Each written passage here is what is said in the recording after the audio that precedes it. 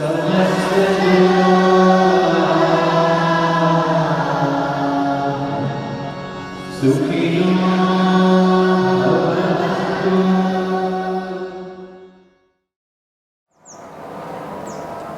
we're here today with wonderful Punnu Wasu, and thank you so much for taking the time to contribute your voice to Mantras for Peace. Thank you. Would you just tell our global audience who you are and what you do? Sure. My name is Punnu Singh Wasu. I'm from the southern part of India, Hyderabad, born and brought up there, and since early age I've been singing Kirtan with my father. I think I started singing at the age of 5, then moved on at the age of 10, learning Hindustani classical, vocals, harmoniums, mandolin, tabla, and have been doing Kirtan for almost all of my life. And aside from that, I have also been very much interested in meditations, in yoga, and this is what I do. You seem to me to be this, like a Renaissance man, and with a wonderful opportunity to be here in Bali, to teach here in Bali, and touch people with your authentic connection to these ancient traditions with such a graceful manner. So, along with, I'm sure, all of your friends and fans, just want to say thank you for holding it down here in Bali. Thank you. It's a beautiful island of gods and goddesses, and I'm very fortunate that I'm here and serving the community and bringing the joy and happiness within the hearts of people who come here. Yeah. Yeah. So if we talk about peace, and particularly the concept of mantras for peace, what is your take on that? You can answer either from your traditional background as a Sikh, or from any of the other tools and practices that you've picked up in your eclectic training and background in your wonderful life. Sure. So the first mantra that came into my life is Vaheguru, where Guru Nanak, the enlightened being and avatar from Sikh tradition, a beautiful teacher and master who incorporated all the 4 yugas, the Satya Yuga, which is the golden age, the Treta Yuga, the silver age, the Dwapar Yuga, the bronze age, and the Kali Yuga, the iron age. All the mantras that were chanted, he incorporated, encapsulated in this one mantra, Vaheguru, where in Satya Yuga, Vasudev or Vishnu was being praised. So V or W stands for Vasudev, H stands for Hari, G stands for Govind, R stands for Ram. So all these 4 mantras are in one mantra. And then when we divide the Vahe and Guru, Vahe means astounding, amazing, which is wow. Like when you see something or you experience something, it gives you an awe feeling. And Guru, as we all know, is a spiritual master or teacher. Gu means darkness, Gu means ignorance, Ru means light, Ru means knowledge, wisdom. So whosoever takes us out from darkness towards the light, takes us out from ignorance towards knowledge and wisdom, connects us with the Guru within us. That's the whole meaning behind the mantra Vaheguru. And that was my first mantra. And then the Moola mantra, which is Ik Omkar, Satnam, Karta Purkh, Nirbhav, Nirvair, Akal Murut, Ajuni Saibam Guru Prasad, Jap Aad Sach, Jugad Sach, Habi Sach, Nanak Hosi Bhi Sach, which means God is one, Ik Omkar, the Creator is one, and it is in the creation. Satnam, true is His name. Karta Purkh, He is the one doer, the Purusha, the one who is doer of everything. Karta Purkh, Nirbhav, who is without any fear, fearless. Nirvair, without any enmity. Akal Murat, the one who is never dying, the Murat of never dying. Ajuni, who is never born. Saibang, who is all by himself or herself or itself, self-illumined. Gur Prasad, the way one can attain is only through sheer grace, pure grace of the blessings of the divine, that one realizes within oneself that we are not separate from that. We are part of it. We are it. So when this is a realization that happens to one which experiences all that is, all these mantras, all these are actually within us. These mantras assist us to experience the divinity within us.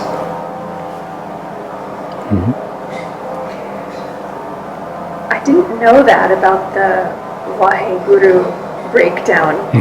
So thank you for that. I haven't studied much of the Gurmukhi, which is the language of the mantras that you've just shared with us. But it's so beautiful.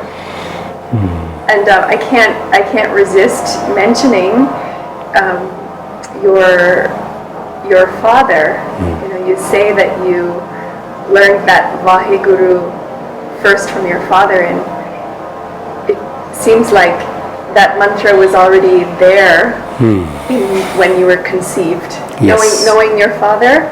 Absolutely. You know, what an amazing blessing to have that great guru. Yeah. From the first instant. Absolutely. You're taking this body. Yeah. Yeah. I'm grateful for that. Amazing. So I'm just fascinated by the life that you live, even here with your father in Bali, serving an international community of hungry souls who come to your classes and meditations and private sessions and kirtans and sound healings that you do at the yoga barn in Ubud. And I want to ask you if there was one thing that you wish everyone, you know, walking through those doors could get for the benefit of the world. What would that key thing be from your point of view? Awakening. Awakening to what? From what? Awakening to see the reality as it is, without the interpretation of the mind. That's the key point. Once the awakening starts, it takes you to the high states of consciousness. Once that happens, the heart flowers. Once the heart flowers, we see the oneness in all that is.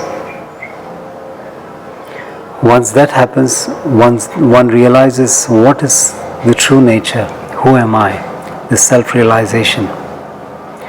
Once that happens, it takes you to the God realization. Ultimately, you experience you are God. And that is a step-by-step journey. So the first step is awakening. And, you know, and again, you have, I think, the great honor of being, for many people who walk in those doors, to be the instrument of them opening up that tiny crack in their ordinary lives. And maybe you could speak just a bit about what role sound and mantra plays in that for you, and how you, if you give mantras, you teach mantras to the people who come to you, whether they know it or not, for awakening. I do share mantras.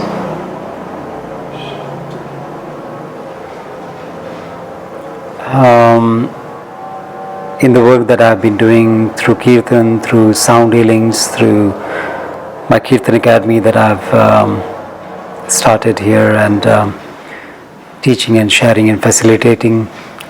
So there are so many mantras that I have studied. So it's more of an intuitive process. It's not that a pre-planned thing. It all depends on what is going on in that particular moment, and which is downloaded and that comes up.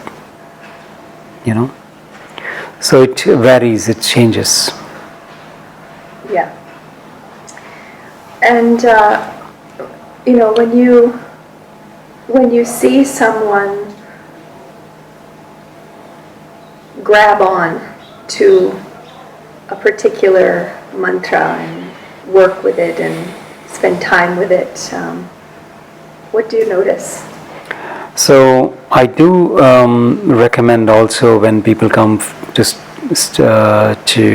learn and study with me, that to work with one particular mantra at least for 40 days. What happens is, once you totally install that mantra within the being, it starts resonating. It starts the cleansing process.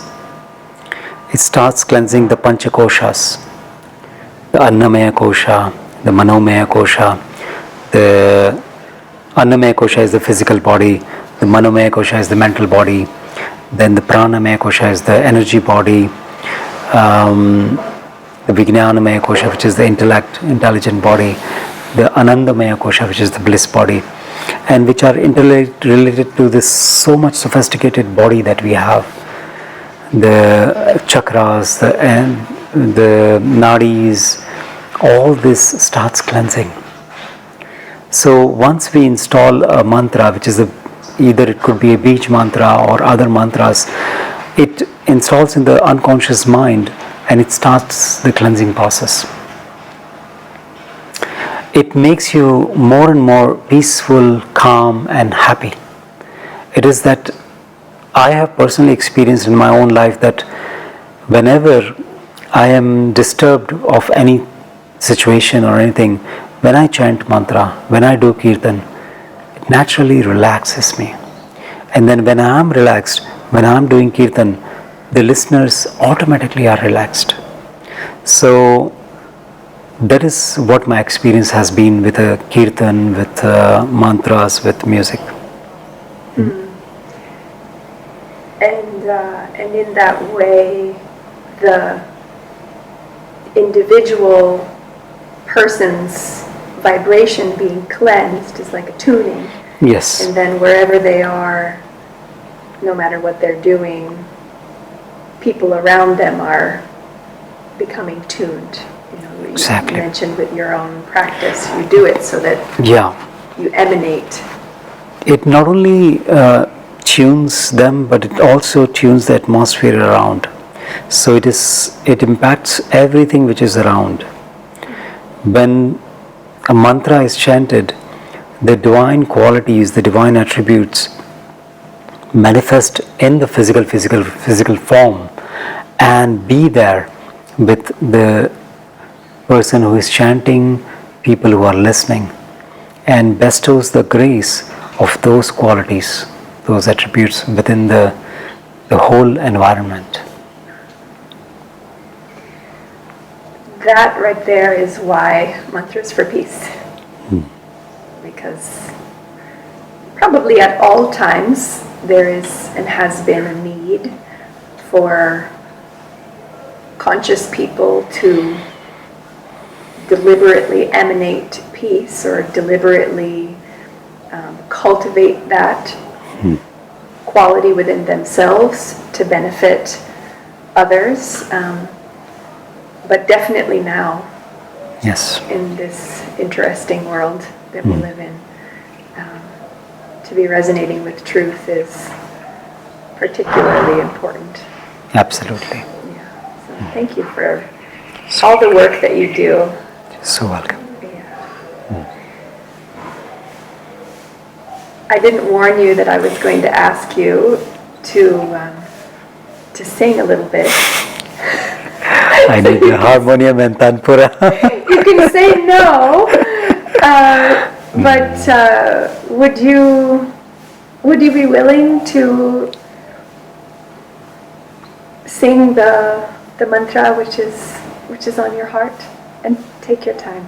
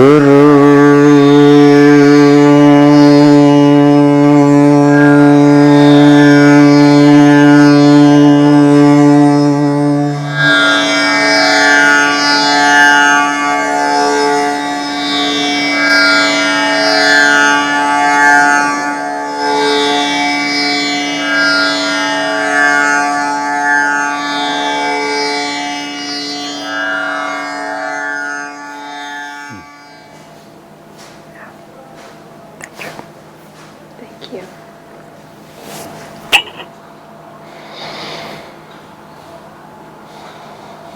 This is the power of the nod.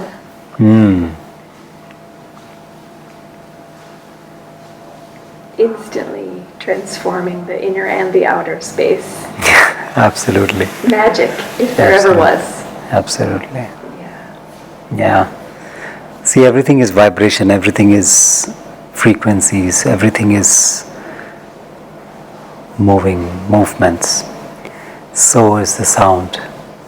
So is everything in our physical body, and inside, outside, everything is a vibration, a frequency. So with these mantras, we tune the inner and the outer, which helps us to experience the peace. Once we are peaceful, once we are happy, all we are going to do is spread that peace and happiness outside. You know?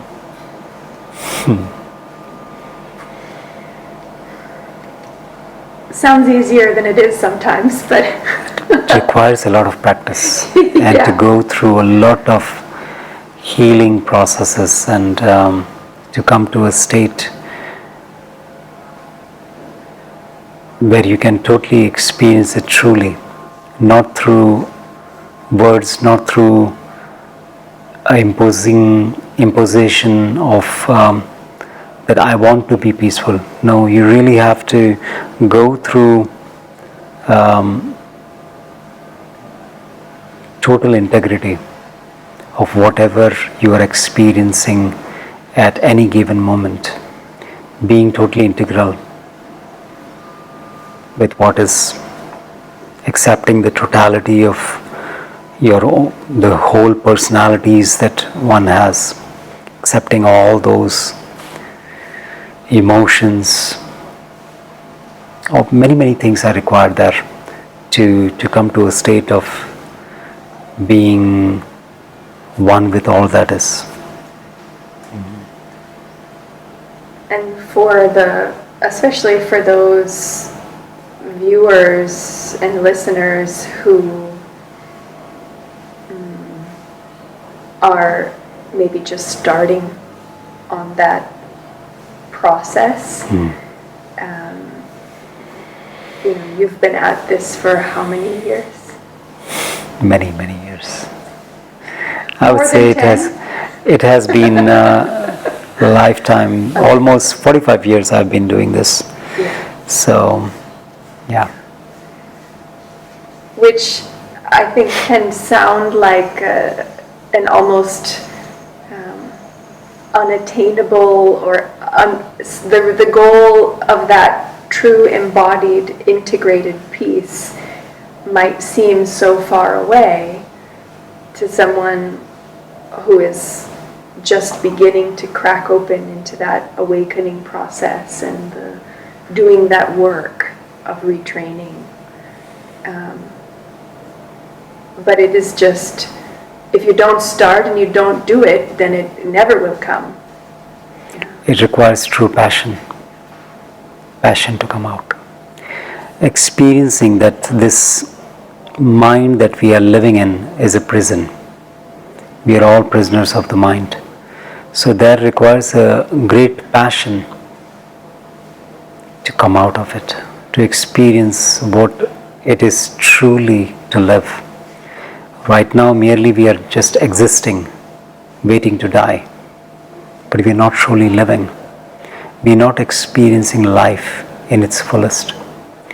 So once we realize that all that is happening, we are mentally enslaved by the mind, so that passion is the one which starts the awakening process. Okay, I want to come out of this. And there are so many paths. Music, mantra chanting, bhakti yoga is one of it. There are so many different paths.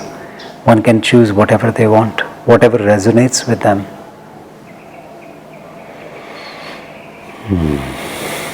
Well, I'm once again just so grateful for your generous spirit in sharing everything that you do as an anchor, a real anchor here for the community in Bali and therefore for the global community, and love for all of our viewers and listeners to go to your website and join you on something. Punnu Wasu.com. Yeah. It'll be in the links as well. And any final words for mantras for peace? Yeah. Loka samasta sukhino bhavantu. May all the beings in all the worlds be happy, free, peaceful, and full of love and joy. That we can experience that unconditional love that we are. Thank you.